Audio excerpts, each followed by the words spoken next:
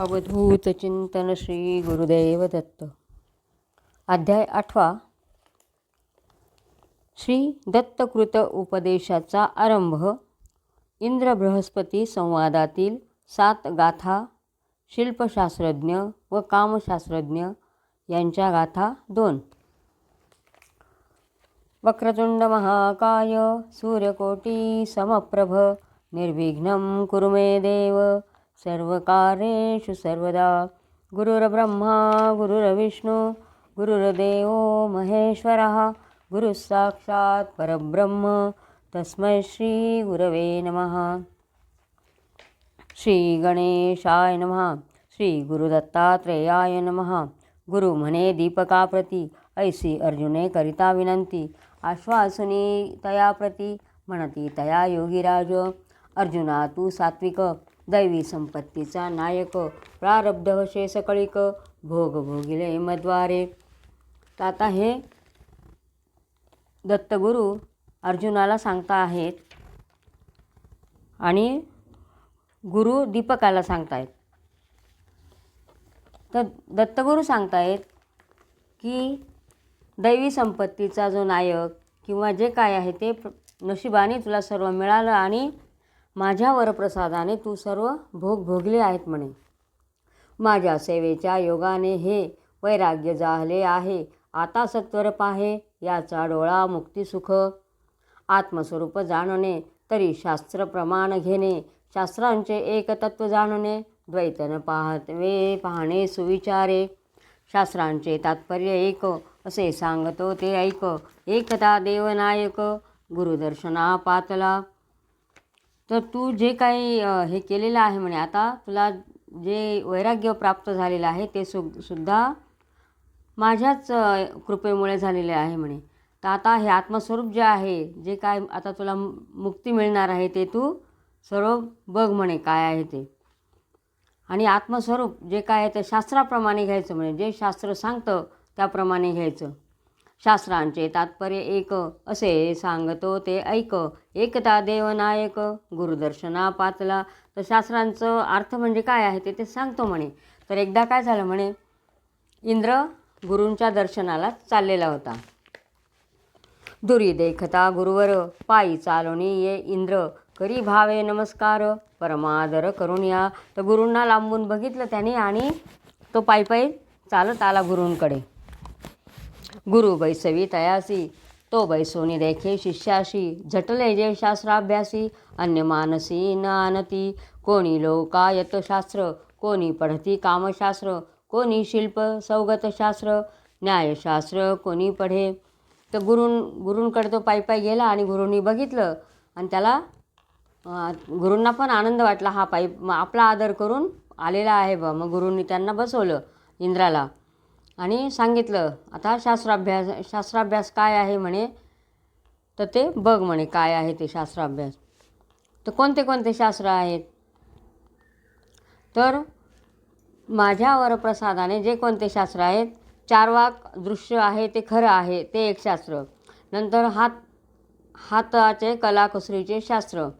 कामशास्त्र किंवा शिल्पशास्त्र बौद्धांचे शास्त्र असे आणि न्यायशास्त्र असे हे सर्व शास्त्र आहेत म्हणे. तर ते ऐक म्हणे. ते ऐकोनी इंद्रपुसे म्हणे गुरु काय हे असे. आपण पढविता कसे बंधये तसे ज्या योगे. हे काय शास्त्र आहे ते म्हणे तुम्ही कसं काय सांगतात म्हणे. उपजताची पूर्वाभ्यासे विषय वासना होत असे. ती कामादी शास्त्राभ्यासे बुडवी तसे ठार की. आधीस उल्हास त्यात पातला फाल्गुन मास. तसे क्षुद्र शास्त्रे ह्यास विषयाध्यास होईल. तर म्हणे बाकीचे शास्त्र ठीक आहे म्हणे. कलाकुसरीचे कामं किंवा हे ते ठीक आहे म्हणे.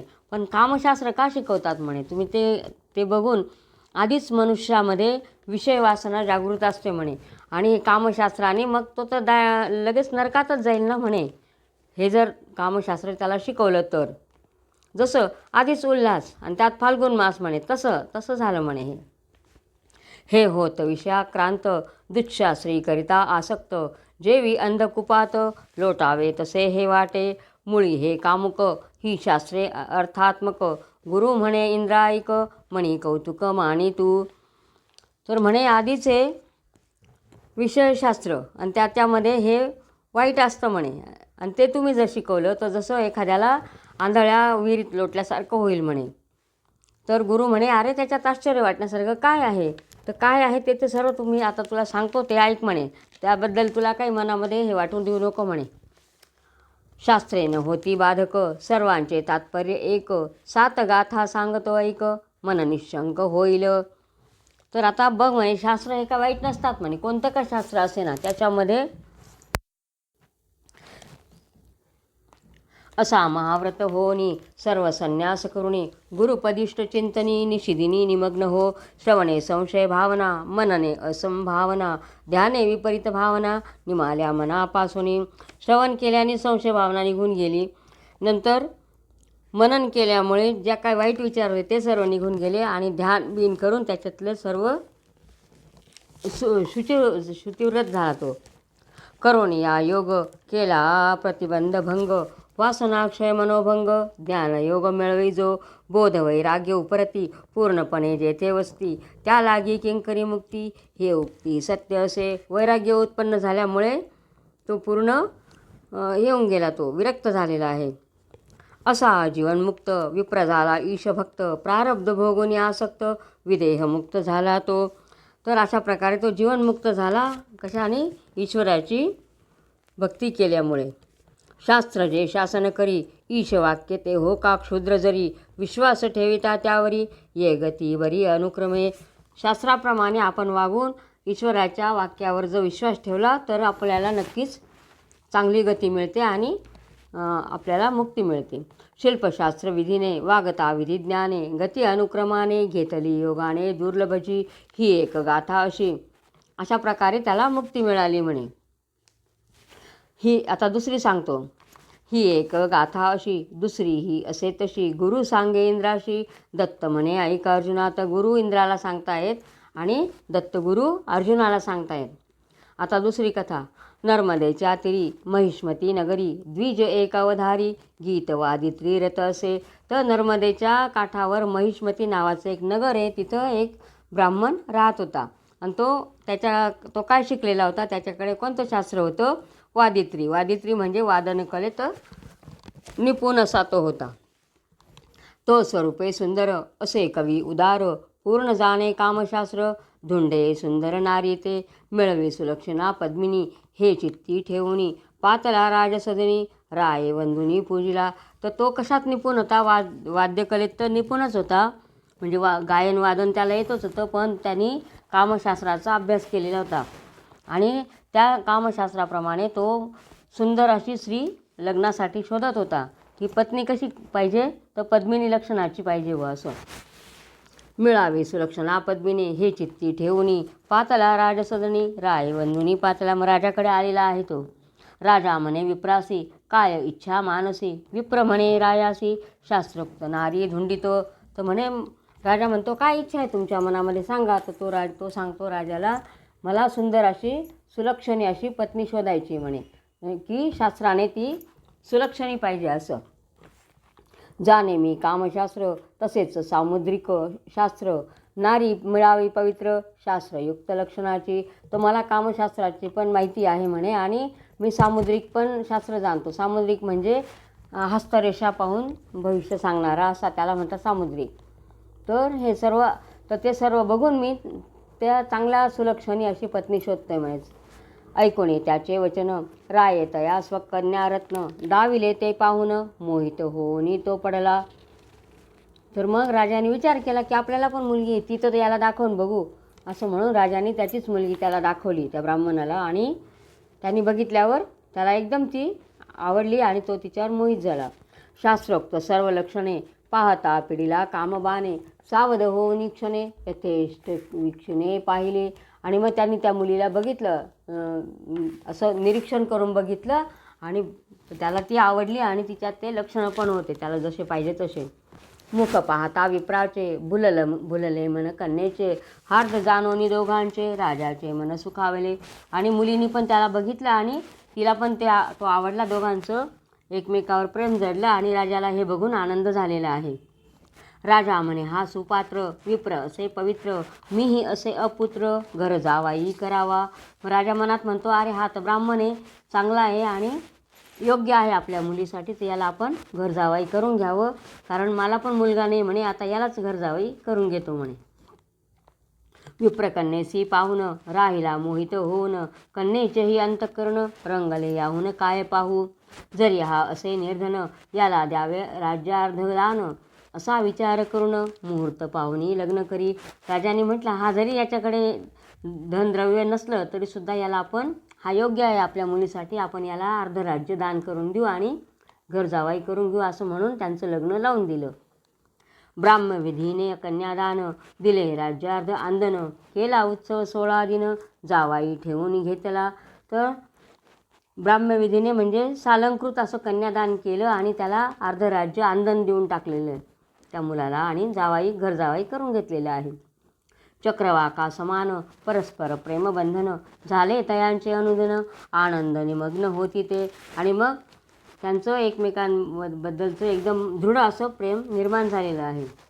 मनुष्यानंदाहुनी उत्तरोत्तर, शतगुणी ब्रह्मसुखात जी तयाहुनी, शतगुणी आत्मसुख.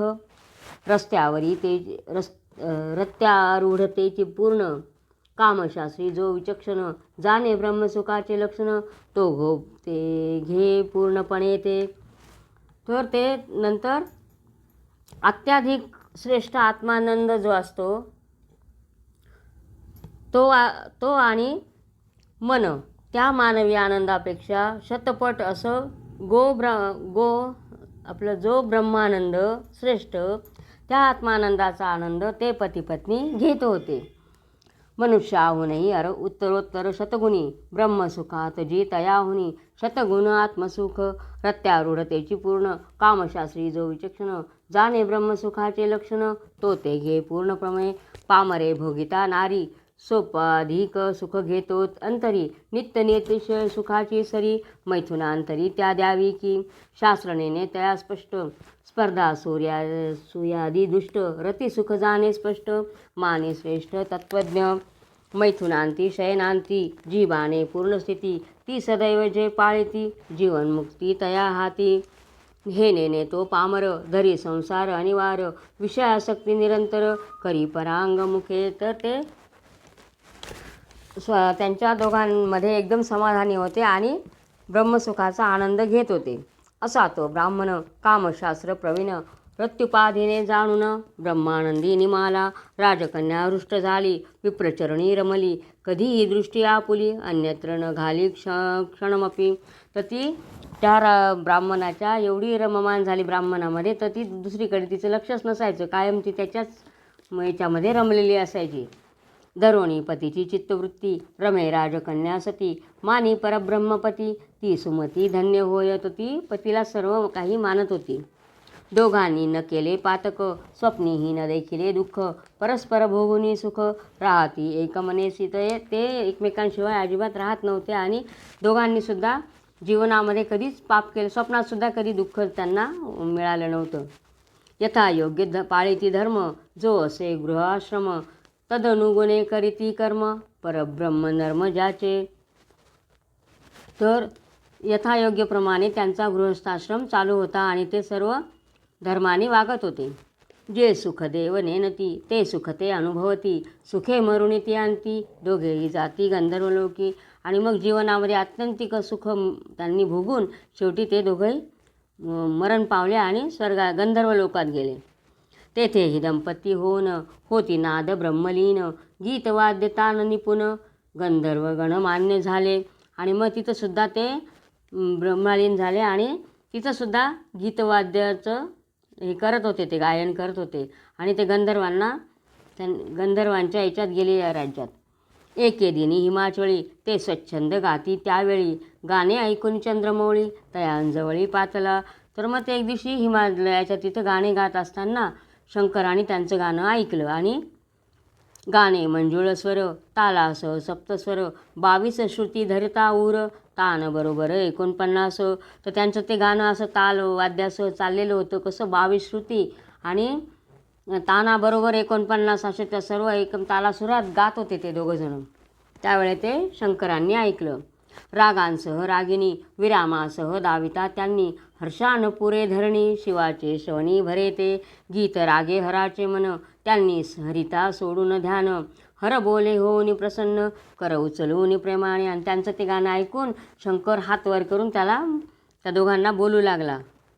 तुम्ही सुशिक्ष उत्तम, तुमचे गाणे मनोरम, यापुढे काय साम, आनंदधाम हे गाणे, जैसे तुम्ही गायले ऐसे अद्यापि न ऐकिले, माझे मन पूर्ण झाले, ऐकता भले गाणे हे. तुम्हा न होईल त्रास, तुम्हा देतो स्वर्गवास, तेथे रमवणी देवास, करा निवास आनंदे. आणि मग शंकराने हात उंच करून त्यांना सांगितलं, अरे वा, तुम्ही किती छान गाणं गाता म्हणे, तर तुमच्या पुढे सामवेदसुद्धा फिका आहे म्हणे, इतकी तुम्ही छान गाणे गातात. आणि जर तुमची इच्छा असेल म्हणे तर मला हे तुमचे गाणे इतके आवडले, तर तुमची जर इच्छा असेल तर तुम्हाला मी स्वर्गवास देतो आणि तिथं तुम्ही देवांची सेवा करा म्हणे, गाणे गाऊन सर्वांचं मन रमवा म्हणे, असं शंकरांनी त्यांना सांगितलं. असे म्हणून शंकरे विमानी बैसवनी त्वरे तया मन पुरस्सरे स्वर्गांवरी पाठवले. आणि मग शंकरांनी त्यांना विमानात बसवलं आणि अग्रदूताचा मान देऊन स्वर्गामध्ये पाठवून दिलं. त्यांची गाणी ऐकोनी किन्नर किन्नरी जाती भुलोनी, गंधर्वही ऐकोनी चकित होनी राहती. तर असे सुंदर गात होते, तर किन्नर किन्नरी सगळे ऐकून ते मंत्रमुग्ध होऊन जायचे त्यांचे गाणे ऐकून. ऐसा तो ब्राह्मण स्वर्गी देव गंधर्वाहून, मान्य झाला अनुदिन आनंदलीन मानसा. अशा प्रकारे ते स्वर्गात एकदम याला आले, मान्य झाले सर्वांना. कालांतरी एके दिनी उत्सव झाला ब्रह्मभुवनी, तेथे गंधर्व बोलावूनी आणले असते अनेक. जो हा पूर्वीचा ब्राह्मण गंधर्व झाला जाण, त्यालाही देवगण घेऊन आले ब्रह्मलोकी. तर एकदा ब्रह्मलोकामध्ये उत्सव होता, त्यावेळेस सर्व गंधर्वांना बोलवलं आणि तिथे हा सुद्धा गेलेला होता. पूर्वीचा जो ब्राह्मण गंधर्व झाला ना, तोही गेलेला होता आणि तो तिथे गाणे गायला बसला. मृदुंगादी आनंद वाद्ये, वीणाधिक तंतुवाद्ये, मुरली प्रमुख सुशिर वाद्ये, वाजती घनवाद्ये तालादिक, अप्सरा कौशल्ये नाचती, हाव भाव कळा दाविती, गंधर्व प्रेम भरे गाती, आनंदविती देवांचे. सर्वांमध्ये विस्पष्ट ब्राह्मणाचा स्वर उत्कृष्ट, सर्वांचे चित्त करी हृष्ट, झाला संतुष्ट ब्रह्मदेव.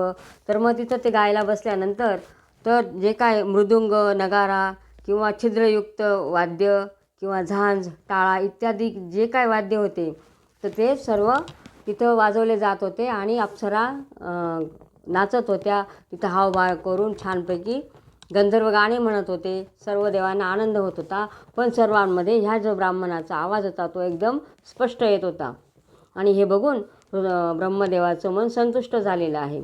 सर्व गंधर्वा वारुणी त्या दोघा पुढे बैसवणी, ब्रह्मा ऐके चित्त देऊनी त्यांची गाणी मनोरम. ब्रह्मदेवानी मग काय केलं, सर्वांच्या पुढे यांना दोघांना बसवलं आणि त्यांची गाणी ऐकू लागला. ऐकता ज्यांचे गाणे साक्षात ब्रह्मानंद होणे, संतोषुनी ब्रह्मा म्हणे, धन्य जिने तुमचे हो.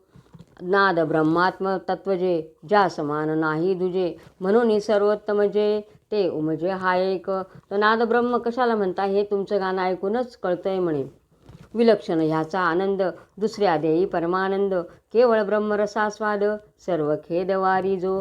याचा नित्य निवास ब्रह्मलोकी व्हावा खास, आता श्रेयस ह्यास माझे जवळी ठेवितो. मग ब्रह्मदेव पण म्हणे, याचं गाणं ऐकून मी इतका काही प्रसन्न झालेलो आहे, तर आता याचा नित्य याला कायम माझ्याचकडे ब्रह्मलोकांमध्ये याला ठेवून घेतो म्हणे पत्नीसह, असंच ब्रह्मदेव सांगायला लागले.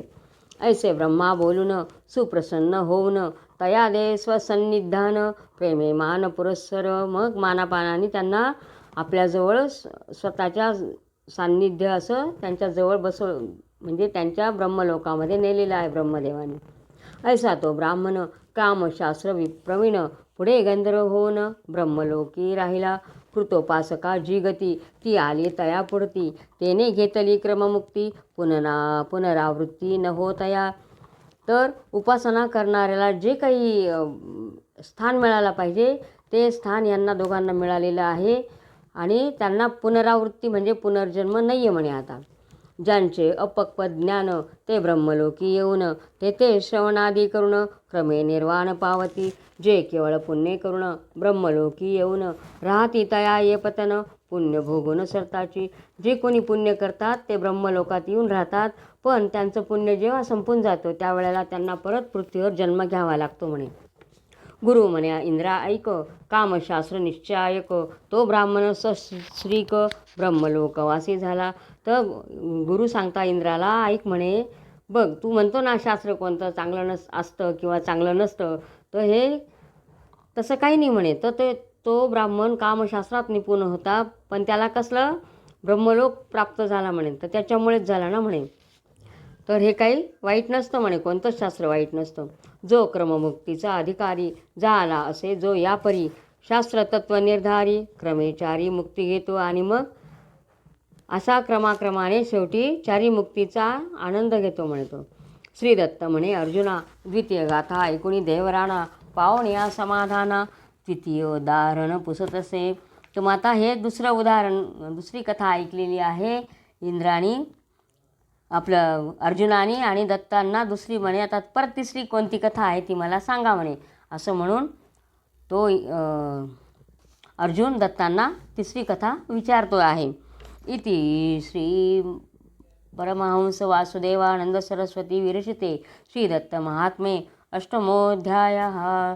श्री गुरुदत्तात्रयार्पितनमस्तु. अवधूत चिंतन श्री गुरुदेव दत्त.